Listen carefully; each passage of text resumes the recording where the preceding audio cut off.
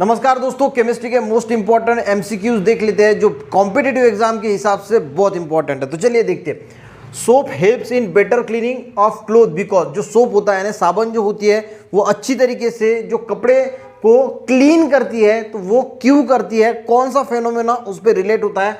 तो गाइज होता यह है कि इट रिड्यूस दी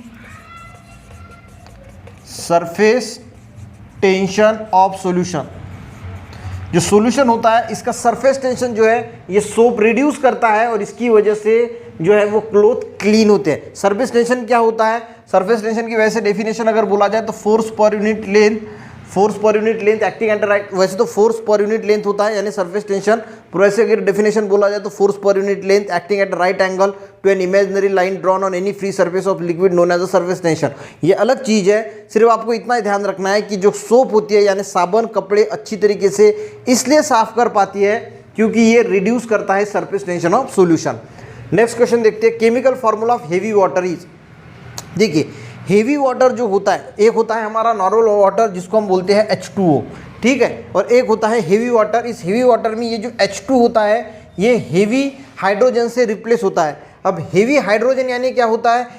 जो हाइड्रोजन, देखिए जो हाइड्रोजन होता है ना ये रिप्लेस होता है ड्यूटेरियम से, यानी उसको ही हम हेवी हाइड्रोजन बोलते हैं। यानी जो हेवी हाइड्रोजन होता है ये हम D से डिनोट करते हैं, या फिर इस प्रकार जो H होता है ऊपर टो और यहाँ पे H, इसको भी हम हेवी हाइड्रोजन बोलते हैं। यानी ये ड्यूटेरियम है, इसको भी हम ड्यूटेरियम बोल सकते हैं या फिर हेवी हाइड्रोजन जो है वो बोल सकते हैं। तो इस प्रकार इसको हम डिनोट करते हैं। तो इसका फॉर्मूला होता है D2O या फिर ट्वाइस H2O। तो इसको भी हेवी वाटर बोला जाता है। बहुत सारे बच्चों को ये टर्म जो है ये पता ही नहीं होती। D2O तो पता होता है, इसका लॉन्ग फॉर्म होता है ड्यूटेरियम ऑक्साइड, ठीक है। तो इसको भी ड्यूटेरियम D2O भी हो सकता है, या फिर कभी कभी ऑप्शन में ये अगर दिया है ऊपर H के ऊपर 2 है यानी 2H, यही D होता है, यानी इस प्रकार भी रिप्रेजेंट कर सकते हैं हेवी हाइड्रोजन को, या फिर हेवी हाइड्रोजन को इस प्रकार भी रिप्रेजेंट कर सकते हैं। तो हाइड्रोजन जो है H2O में जो हाइड्रोजन है इसको हम हेवी हाइड्रोजन से रिप्लेस कर लेते हैं जिसको हम ड्यूटेरियम बोलते हैं। तो यह है केमिकल फार्मूला हेवी वाटर का, और हेवी वाटर के बारे में भी आपको बहुत कुछ सीखने को जरूर मिला होगा। नेक्स्ट क्वेश्चन देखते हैं। Term brown air is use for, जो ब्राउन एयर होती है ये टर्म किसके लिए यूज की जाती है?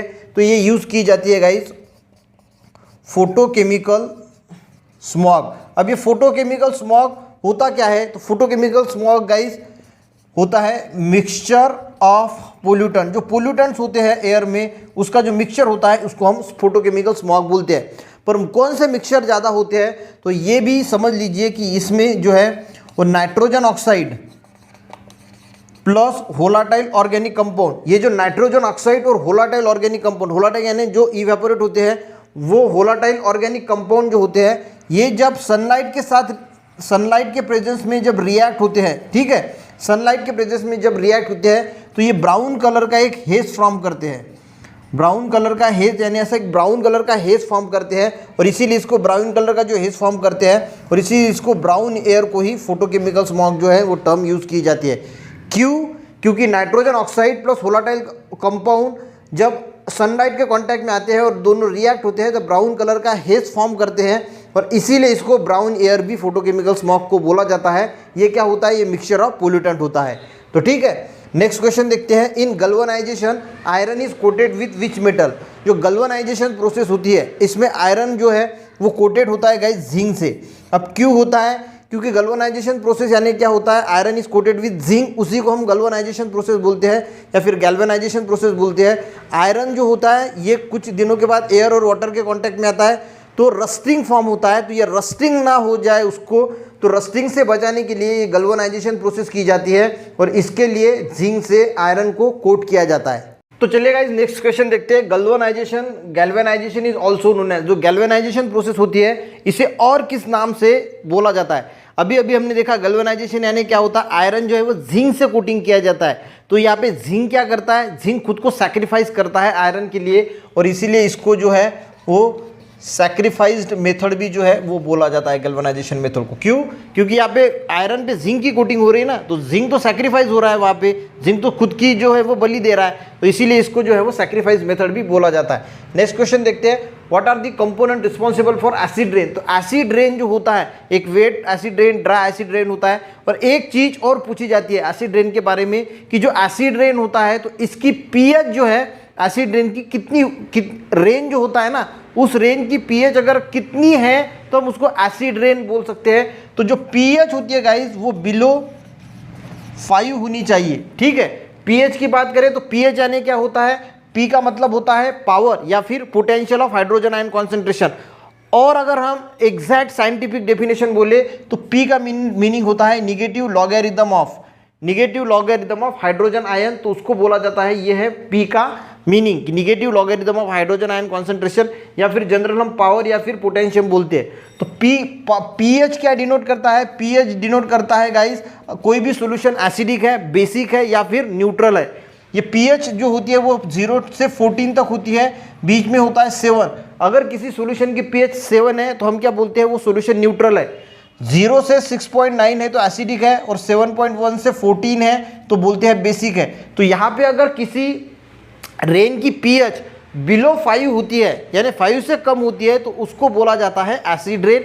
ये भी आपको ध्यान रखना है। तो मेन कंपोनेंट जो है वो एसिड रेन के वो कौन से होते हैं, तो वो होते हैं SO2 एंड NOx यानी नाइट्रोजन ऑक्साइड, ठीक है। अब ये गाइज रिएक्शन कैसी होती है, जो SO2 होता है वो सबसे पहले OH के साथ रिएक्ट होता है और HOSO2 फॉर्म करता है। इसके बाद ये जो HOSO2 है ये ऑक्सीजन के साथ रिएक्ट होता है और यहाँ पे HO2 प्लस SO3 फॉर्म करता है। और इसके बाद जो ये SO3 है, ये SO3 वाटर के साथ रिएक्ट होके H2SO4 यानी एसिड फॉर्म करता है, और इसीलिए इसकी पीएच जो है वो ड्रॉप हो जाती है और एसिड जो है वो नीचे से गिरता है, ऐसा हम बोल सकते हैं, और इसीलिए इसको एसिड रेन बोला जाता है। यहाँ पे NO2 की बात करें तो NO2 जो है वो OH के साथ डायरेक्टली रिएक्ट होते HNO3 यानी नाइट्रिक एसिड फॉर्म करता है और एसिड रेन जो है वो बनता है। तो आई थिंक आपको ये एसिड रेन का थोड़ा बहुत कंसेप्ट समझ में आ गया होगा कि जब पीएच 5 से बिलो होती है तो उस रेन को हम बोलते हैं एसिड रेन, और यहाँ पे इस प्रकार से रिएक्शन होती है और SO2 और NOx यानी नाइट्रोजन ऑक्साइड जो है वो रिस्पॉन्सिबल होते हैं एसिड रेन के लिए। नेक्स्ट क्वेश्चन देखते हैं, which metal is known as a king of metal.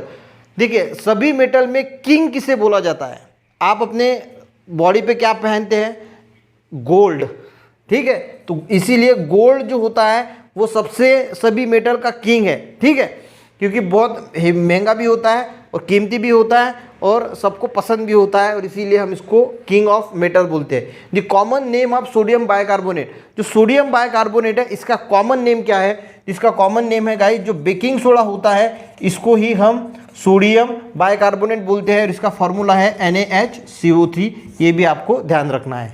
Next question देखते हैं, dry ice is solid form of, जो ड्राई आइस होता है वो किसका सॉलिड फॉर्म होता है, तो गाइस वो होता है CO2 यानी कार्बन डाइऑक्साइड का जो है वो सॉलिड फॉर्म होता है।